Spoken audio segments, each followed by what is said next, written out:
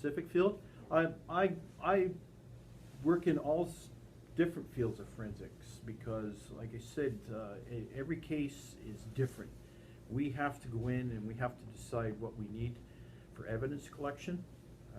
So we're dealing with DNA, we're dealing with real evidence, like physical evidence that's at a scene. We collect all of this evidence. We have to decide whether it has evidentiary value. And when the other evidentiary value kicks in, then we will take anything. So if we're looking at, we're looking for somebody that has fingerprints, and we know that, we don't know who the person is. In a lot of cases with SIU, we always know who the people are.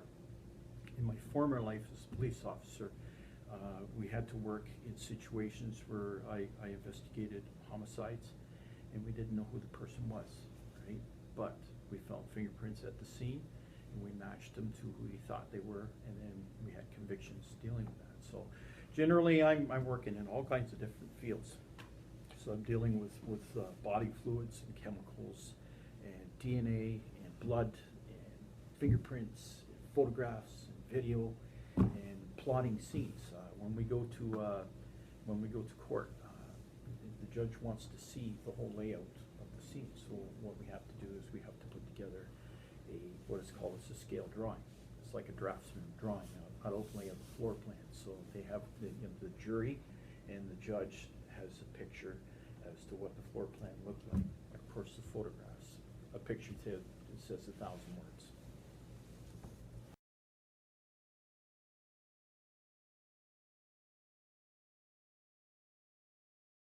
I've been in this business for 15 years.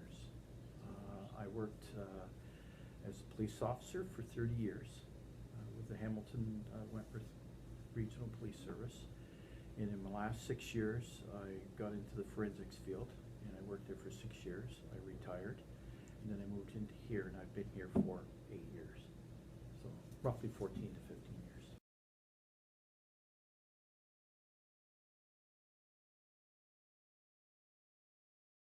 It's, you know what, it's a fascinating field. I absolutely love it. I've always wanted to do it. I thought about it earlier in my policing career that I wanted to start doing forensics, but I got involved in different other things. But when I got into the forensics field, I love to find evidence. I love to find the evidence that's going to convict the person. So that's why I got into it. So when I started taking schooling for this, it was easy for me because I really enjoyed it.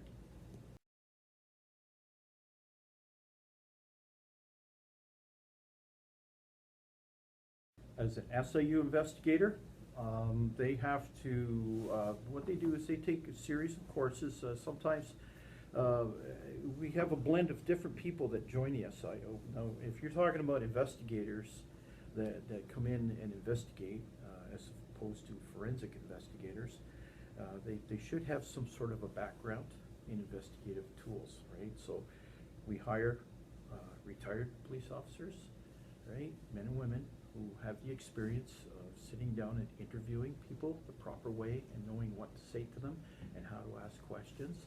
And they take courses, when they're in their policing career, they've taken courses at the Ontario Police College or the Canadian Police College, and they will learn the techniques of dealing with that. Now, as far as forensic is concerned, and now people on the other side that aren't police oriented, we will educate them as they come on board with us. If they do have interviewing skills, then that's an asset for them to come in and start working for us.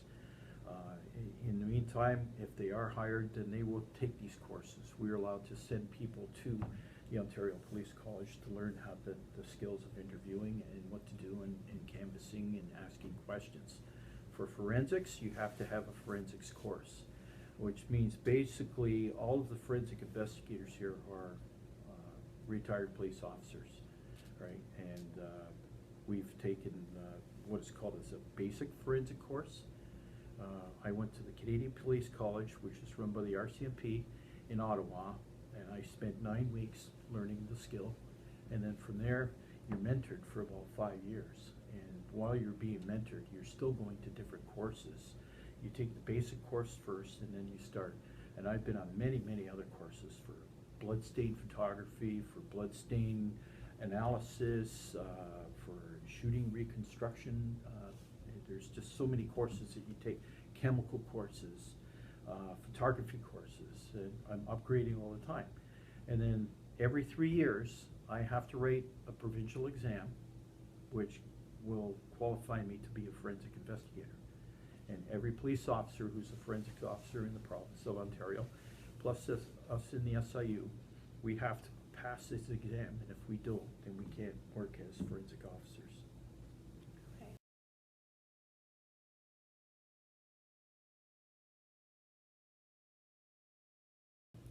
Typical day at my job, I work on a as-needed basis. So I'm at home doing what I'm doing because I'm retired, but when my pager goes off, I get a call, and the pager says, go to your cell phone, and the cell phone will tell me that they have a call somewhere in the province, and can I respond? I will grab all of my equipment from the call, that I need for the call, which is basically everything, because I don't know what I'm going into, so I take everything with me, and I get in my vehicle, and I'll drive down to get the forensics van, or I will come to this office, and I will go from there. I will team up with probably 1 or 2 or even 3, depending on the size of the shooting of the scene, and I will work that scene until we've got everything and we're finished with it, and then we will take the scene and give the scene back over to the police. But during that time, so sometimes I will come to a call and I will work maybe 4 hours. Sometimes I will work 36 hours with no sleep. I continue on going through this case. So to say that I work a 40-hour week, I can't tell you that. Some weeks I work maybe 4 hours. The next week I work 60 hours. So that's a typical day for me.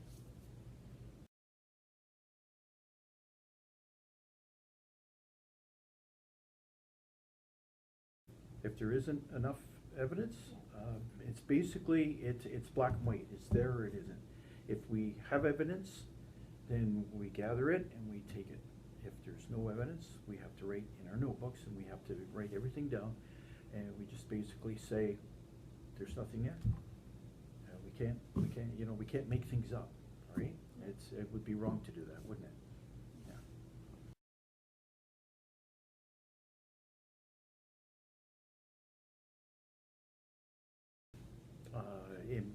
Like I said, I was I am a retired police officer, and I worked many cases where I had a hard time trying to solve things. And one case in particular dealt with, it was a homicide where 2 people were killed, and we did not know who the person was that did it.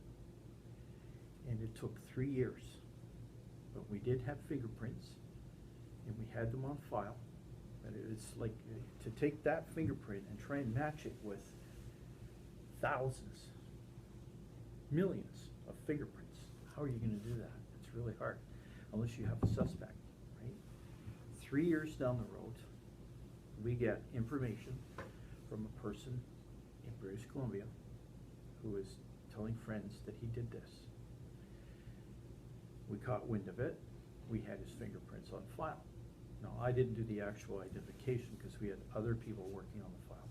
I gave his fingerprints to the guy that had the fingerprints, and they matched.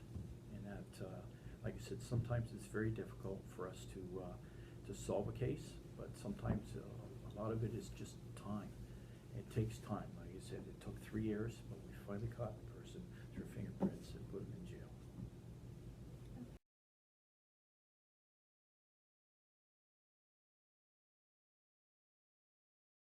Depends on the investigation. For a whole investigation to unravel, not just the forensic end of it, it usually, we are trying to finish the investigation within 30 days, because if we do have a police officer that we've designated as a subject officer, that officer is worried, and Nothing can, sometimes they're suspended because of what's happened, and they're waiting for the answer from the SIU to say, yes, he did wrong, or no, he didn't do anything wrong, or yes, he did, and then they continue for that. So most investigations, sometimes they will last a month, and then some will last 6 months. Some will take over a year, because it takes a lot of work, a lot of field work, footwork, interviewing different people, and coming up with decisions. From here, we, in one respect, the forensic people have to put in their stuff to CFS to get answers back, all right? The interviews of all the witnesses have to come in, and then everything is culminated into what is called as a director's report. And it goes to the director, and then the director makes the decision whether charges should be laid or the officer has been exonerated from any doing. So to say, it's usually, if it's a small case, it might be 30 days. Sometimes it takes up to a year for a case to be finished, investigation.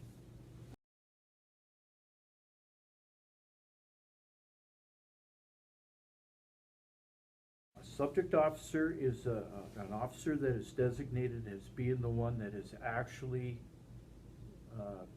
been involved in killing the person, or seriously injuring the person, or sexually assaulting the person.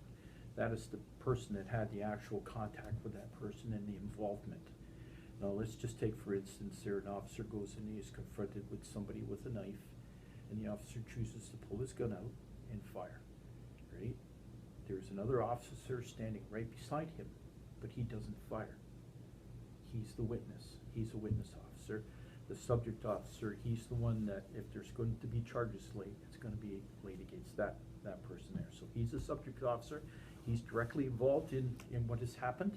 But if there's other officers that have seen what has happened, they are designated as witness officers. A subject officer does not have to give us a statement. They have the right to say, no, I'm not talking to you, right? If I go to court, then I will tell my story when I get on the stand and talk in court. A witness officer is obligated to give us an interview and give us a statement.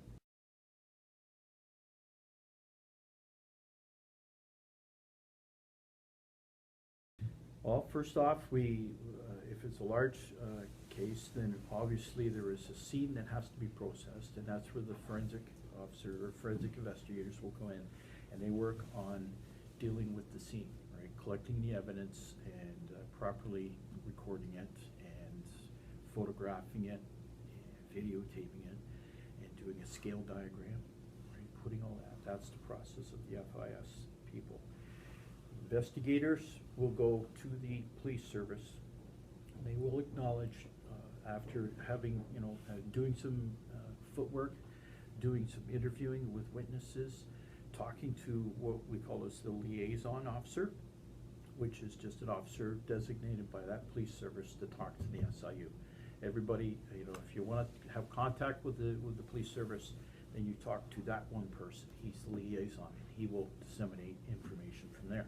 So through a series of interviews with witnesses that have been have seen what happened, and witness officers interviewing, conducting a canvass of the area.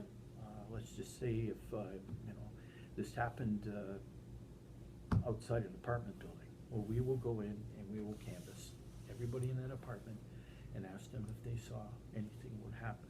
We will also look for security cameras, video, where we see that, and a lot of the, especially Toronto Police, they have in-car videos.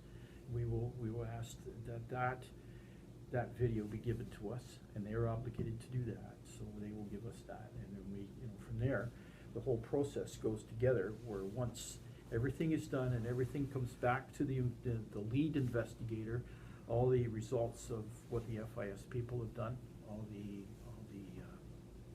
examinations from CFS has come back, all right, and then all of the interviews, and everything culminates into, again, like you said, the director's report, and it goes to the director, and he makes a decision.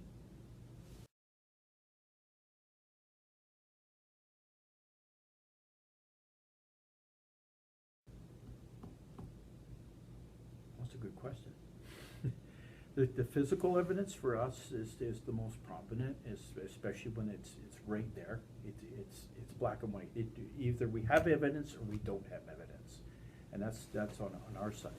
The best piece of evidence that we get are through interviews with different people.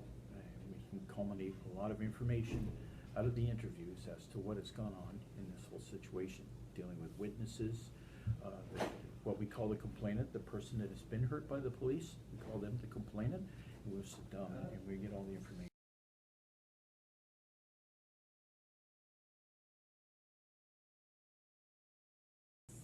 Camera, video camera, my notebook. It's essential that I keep good notes. I have to describe everything at the scene. I have to record the times.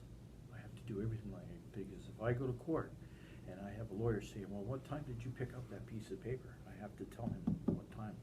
So one of the most important tools is my notebook, and I have to keep my notes up to date and time as much as I do. Anything that I do in an investigation, I write down in my notes.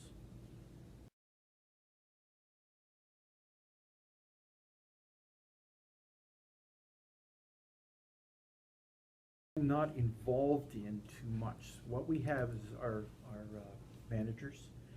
They take turns calling out people, right? So they have a pager.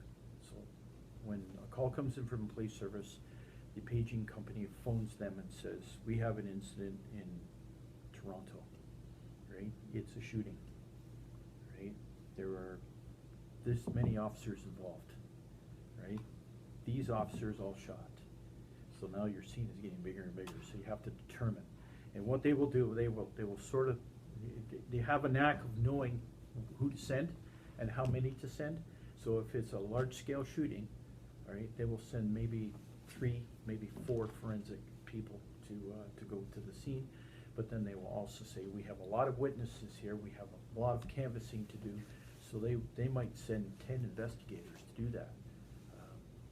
However, if this is just a small one, then it might be just one forensic person and 2 investigators to go to a scene. They will determine on that. Now, that being said, if we go to a scene and I get there and I've got this huge scene, or all of a sudden I find out that there's another scene down the block, all right, I can call my manager and say, I need more people because I can't do all this myself. So, okay, he will dispatch another FIS person to come and help me, or, and same thing with the investigators. You know, the investigator, lead investigator may come to a scene and say, I really need help here.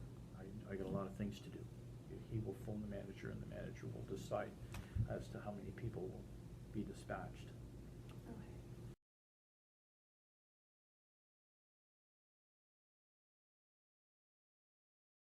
At the end of an investigation, a director's report is put together, and it is taken up to the director, who is a Crown attorney, right? Crown attorney, or he's basically a lawyer. And he will make a decision as to whether the police officer is guilty or not guilty. But it all culminates into this director's report, and it is given to him.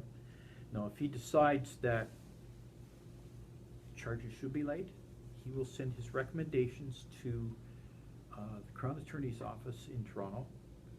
It's right downtown Toronto, and the Crown attorneys there will say, yes, the officer needs to be charged, or no, we're not. We're not going to. They decide that the charges won't be laid.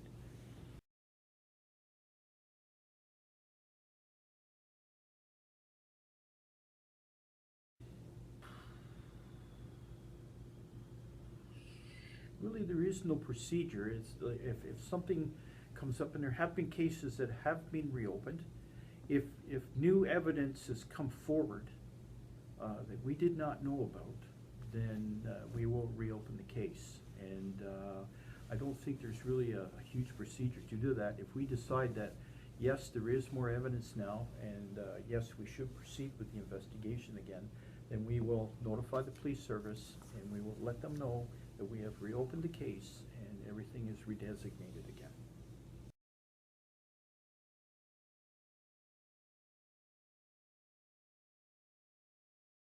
you were to ask my wife that question, when I go at home, I will not watch those shows. You know why? Because a lot of them have been embellished. They really, really make it, like, there's things that you see on the TV shows, they're trying to make money. So they do things that I look at and say, you can't do that. You know, like, I've seen cases where, you know, the CSI guy will come up and just take a swab and rub somebody's face and say, I need this. But you can't just do that. You need a warrant. You know, it sounds glamorous, but it isn't, right? So a lot of it is fictional. There's a lot of stuff that, yes, you know, they do, but the way I see them use their equipment and the way they see them go through things, and you know, like, I watched one the other night where the police officer goes in and he picks the knife up and looks at it and puts it back down again. I'm going, you can't do that. You just can't. No. We interviewed an FIS investigator as well. She said some of the technology is non-existent, like, as to what they use. Yes, that's true. It's very non-existent. It's something in theory. It can be used, but we just haven't gotten that far yet. Right? There's some things where, you know, collecting DNA in European countries, because of their laws, they can do that. Over here, you can't do that. You just can't.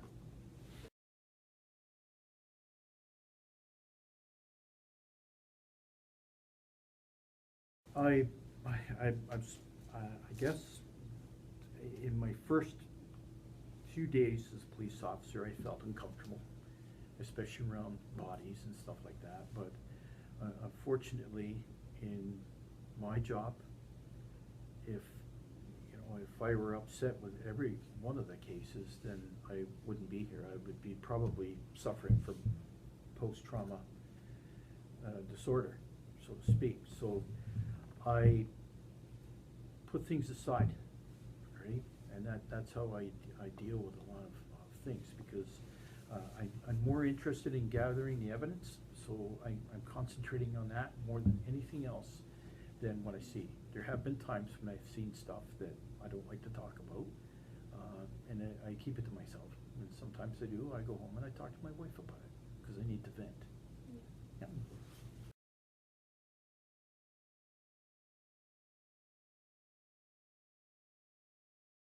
That's the Ontario regulation, what was it, 26710? Yeah. Yes, that was the regulation that was formed. That's basically Ontario law that gives us the grounds to do what we're supposed to do. So in a lot of cases in 26710, there are places where the police are obligated to give us evidence. They have to. It's not so they can just say, you guys, we don't want you. They are governed by law, and it's that law that says they have to cooperate with us, right? Especially when it comes to a case when we're dealing with a crime scene. They are obligated to guard that crime scene until we are finished, right? So that law protects us, so to speak. They have to abide by that.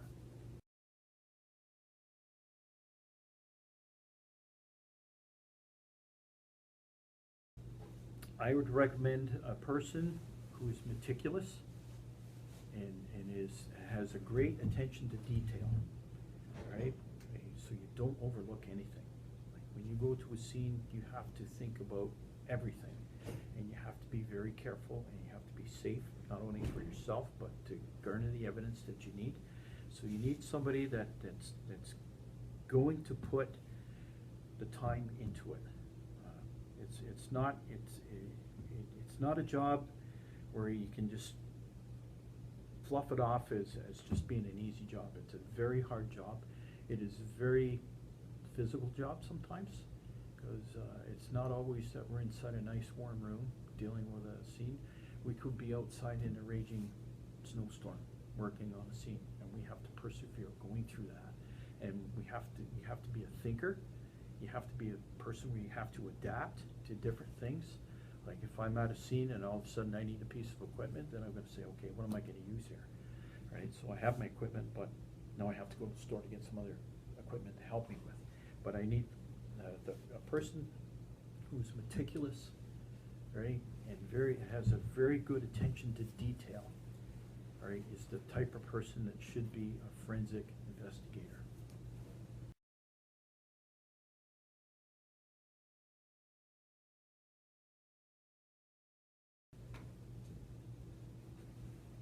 Most difficult?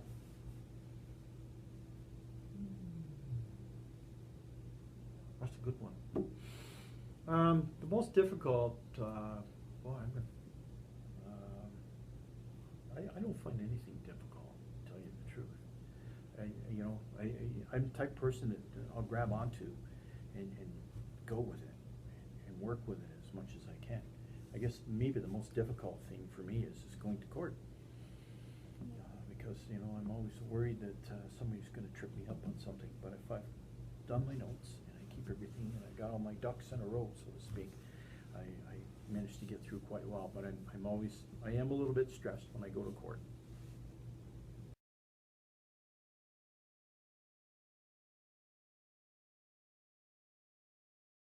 Yes, I'm involved in 3 or 4 of them right now. Like you said there, sometimes I'll do this case and I'll be working on it, and then another case will come in, and because of where I live in the province, because it's close to where I live, then I get that case. So I'm working on maybe 2 to 3 cases at any given time.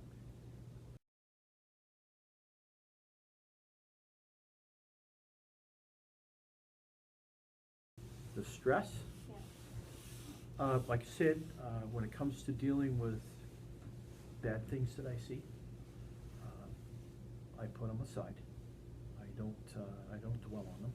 It's part of my job. I deal with that. I like to work on different hobbies. Like, for instance, I like photography, and I get tired of going in and taking bad pictures, taking crime scenes, taking pictures of dead bodies and everything. So I vent my frustrations by going out, and my wife and I, we go out and take pictures of good things. We like photography, so it's something for me to, I just don't take pictures of bad things. I like to vent. I have other hobbies too. Keeps me happy.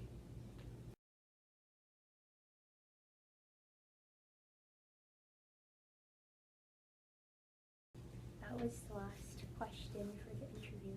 Okay. So thank you for doing. You're quite welcome. Thank you for You giving guys. us a tour of the interview. Yeah, it was very helpful. Oh, good. Excellent. I'm glad to hear that.